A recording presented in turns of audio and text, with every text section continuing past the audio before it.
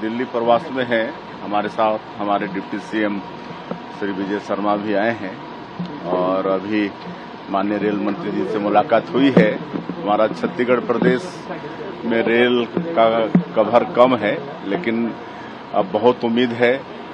आदरणीय नरेंद्र मोदी जी की तीसरी बार प्रधानमंत्री बनने पर अभी बहुत सार्थक चर्चा हुई है और डीपीआर वगैरह बन रहे हैं। आने वाले समय में कई नए रेल लाइन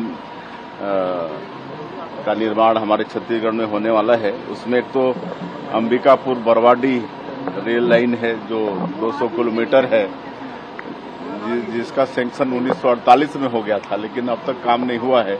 लेकिन ये बहुत आगे बढ़ गया है, अब इसमें काम होगा। एक खरसिया नया रायपुर होते हुए परमल कसा, ये नया रेल लाइन परियोजना 277 किलोमीटर का है। इस पर भी डीपीआर वगैरह बन रहा है।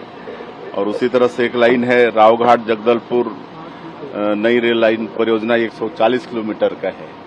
इस पर भी डीपीआर वगैरह बन रहा है और आने वाले समय में ये सब काम स्वीकृत होंगे।